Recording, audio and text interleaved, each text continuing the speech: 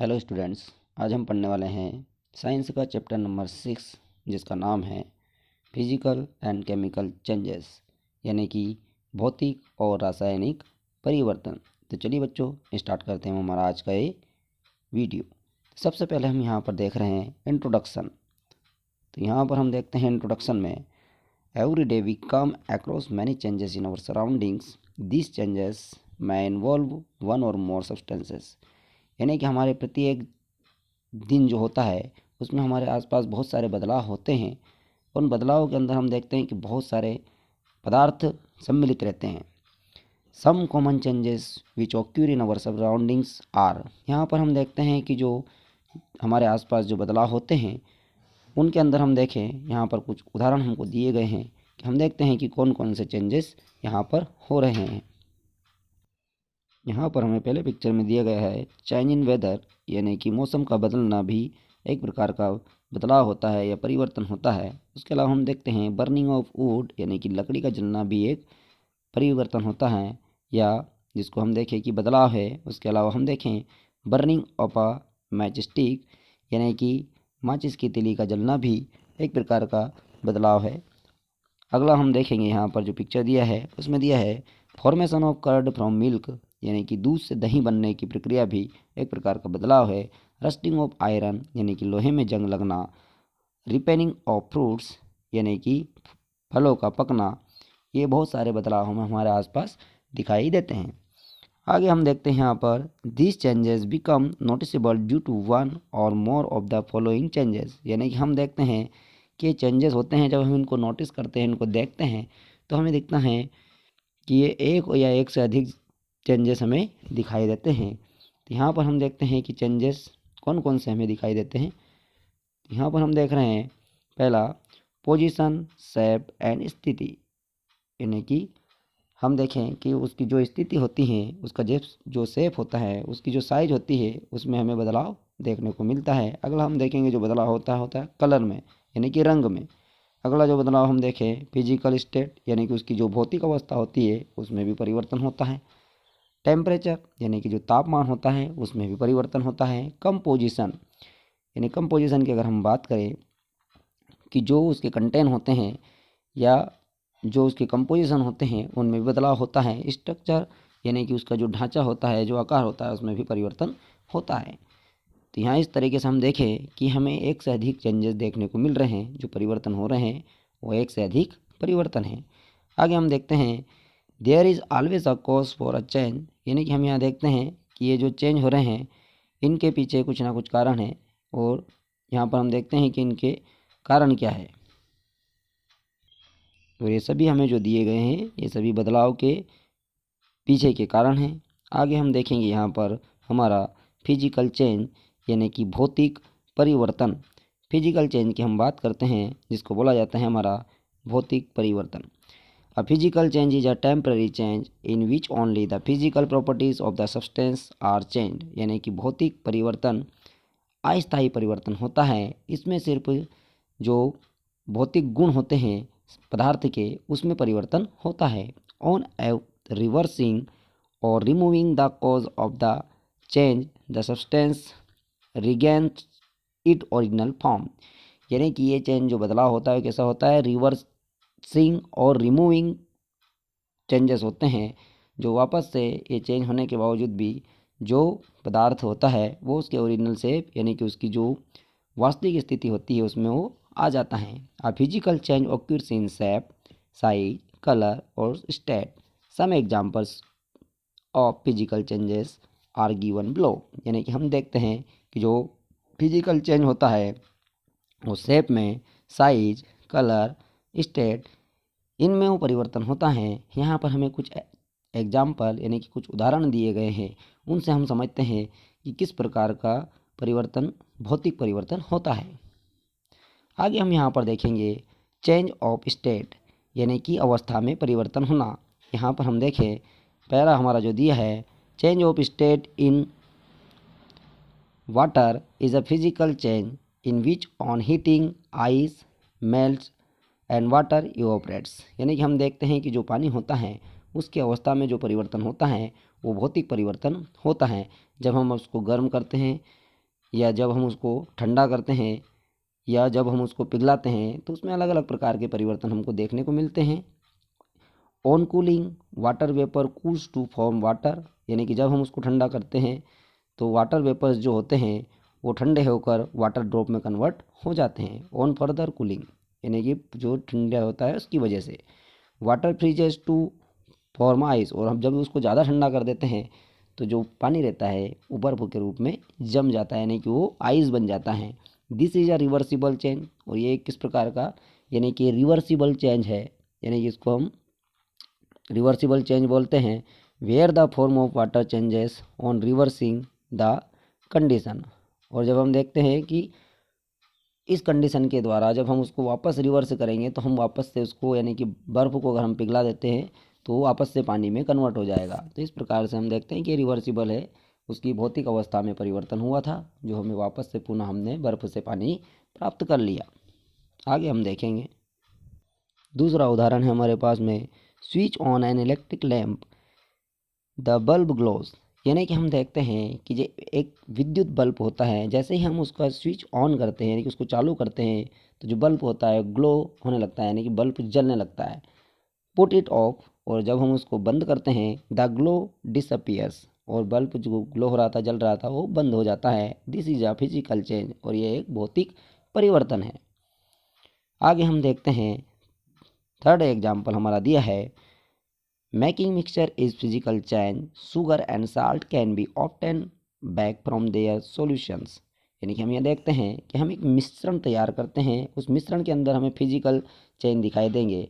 जैसे हम देखते हैं कि शुगर और साल्ट, यानी कि शक्कर और नमक का हम मिश्रण तैयार करते हैं, उससे हम उस सॉल्यूशन से हम देखते हैं वापस कि if we mix iron fillings with sulfur or sand, they form a mixture from which iron fillings can be separated out। और जिस तरीके से हमने शुगर और साल्ट के मिश्रण में से इनको सॉल्यूशन में से अलग कर लिया था और वापस से हम शुगर और साल्ट का सॉल्यूशन प्राप्त कर लेते हैं, उसी प्रकार यदि हम आयरन फिलिंग्स, यानी कि आयरन यानी कि जो लोहा रहता है उसके चूर्ण को सल्फर और सैंड के साथ में मिला के मिक्सचर बनाते हैं, यानी कि मिश्रण तैयार करते हैं, उसके बाद हम पुनः वापस से आयरन फिलिंग्स को सेपरेट कर सकते हैं उस घोल के अंदर से। आगे हम देखेंगे हमारे यहाँ पर some more examples of physical change, यानी कि और हमारे पास में फिजिकल यानी कि भौतिक परिवर्तन के कुछ उदाहरण हैं, उनको हम यहाँ पर और देख लेते हैं। पहला उदाहरण दिया है ग्राइंडिंग ऑफ अ सब्सटेंस, यानी कि एक सब्सटेंस, एक पदार्थ होता है, उसको पीसना या उसको ग्राइंडिंग किया जा रहा है, वो भी एक भौतिक परिवर्तन है। मेल्टिंग ऑफ वैक्स, यानी कि मोम का पिघलना। फॉर्मेशन ऑफ क्लाउड्स, बादलों का बनना भी एक भौतिक परिवर्तन है। अगला हम देखेंगे magnetisation of an iron piece, यानी कि लोहे के टुकड़े का चुंबक में परिवर्तन होना भी भौतिक परिवर्तन है। अगला हम देखेंगे एक्सपांसन और construction of substances on heating and cooling, यानी कि किसी पदार्थ का फैलना और सिकुड़ना गर्म और ठंडे के कारण, ये भी एक प्रकार का भौतिक परिवर्तन होता है। अगला हम देखेंगे hammering of metals to form thin sheets, किसी धातु को जब हम पीटते हैं तो उसके द्वारा उसका शीट में परिवर्तित होना, यानी कि चद्दर के रूप में परिवर्तित होना, वो भी एक प्रकार का भौतिक परिवर्तन कहलाता है। Like hammering aluminium metal to form aluminium foil, यहाँ हम देखते हैं जिस प्रकार से एल्यूमिनियम मेटल यानी कि जो एल्यूमिनियम धातु होती है उससे एल्यूमिनियम की फॉइल प्राप्त करने के लिए हम उसको हैमरिंग करते हैं, तो ये भी एक प्रकार का हमारा भौतिक परिवर्तन उसमें होता है। अगला हम यहाँ पर देखेंगे वो है हमारा stretching of a rubber band, यानी कि जो रबर बैंड होती हैं उसका तनना, वो भी एक प्रकार का भौतिक परिवर्तन होता है। अगला जो है हमारा है stretching metals to form wires, यानी कि जो धातु होती है उसका वायर के रूप में खिंचाव जो होता है वो भी एक प्रकार का भौतिक परिवर्तन होता है। Like hammering copper metal to obtain copper wires, जिस तरीके से हम कॉपर को हैमरिंग करके उससे कॉपर के वायर यानी कि तांबे के वायर प्राप्त करते हैं, ये भी एक भौतिक परिवर्तन का प्रकार होता है। आगे हम यहाँ पर देखेंगे वो है हमारा कैरेक्टरिस्टिक्स ऑफ फिजिकल चेंज, यानी कि जो भौतिक परिवर्तन होते हैं उनकी कुछ विशेषताएं होती हैं, उन विशेषताओं को हम यहाँ पर देखते हैं। पहला जो दिया है हमारा, during a physical change no new substance is formed, यानी कि जब भौतिक परिवर्तन होता है तो उसमें किसी प्रकार का नया पदार्थ का निर्माण नहीं होता है। दूसरा हम देखेंगे, during a physical change only physical properties such A size, shape, colour and state change, यानी कि जब भौतिक परिवर्तन होता है तो उसमें सिर्फ उसके भौतिक गुण में परिवर्तन होता है, जैसे उसका साइज, शेप, कलर और स्टेट यही बदलते हैं, बाकी कुछ भी चेंज नहीं होता है। अगला जो है हमारा वो है, no or very small amount of energy is either absorb or evolve during a physical change, यानी कि जब भौतिक परिवर्तन होता है तो उसमें किसी प्रकार की एनर्जी यानी कि ऊर्जा रिलीज भी नहीं होती है और किसी प्रकार की ऊर्जा एब्जॉर्ब भी नहीं होती है। अगला हम देखेंगे वो है हमारा, अ physical change can be either reversible or irreversible, यानी कि जो भौतिक परिवर्तन होता है वो रिवर्सिबल और इरिवर्सिबल होता है। Dissolving sugar in water is a reversible change, यानी कि जब हम शक्कर को पानी में मिलाते हैं तो एक प्रकार का ये जो घोल तैयार होता है या ये जो हम परिवर्तन कर रहे हैं, यहाँ पर हम देख रहे हैं क्या physical change can be either reversible or irreversible. Dissolving sugar in water is a reversible change as we can separate out sugar from sugar solution by operation, यानी कि यहाँ पर हम देखते हैं कि जो भौतिक परिवर्तन होता है वो रिवर्सिबल और इरिवर्सिबल भी हो सकता है। यहाँ पर हम देखें कि जो शुगर को हम जब वाटर में डिज़ोल्व कर देते हैं तो वापस से हम रिवर्सिबल चेंज के कारण उस सॉल्यूशन में से शुगर को एवापोरेशन मेथड के द्वारा यानी कि वाष्पीकरण मेथड के द्वारा वापस से हम उसको प्राप्त कर सकते हैं।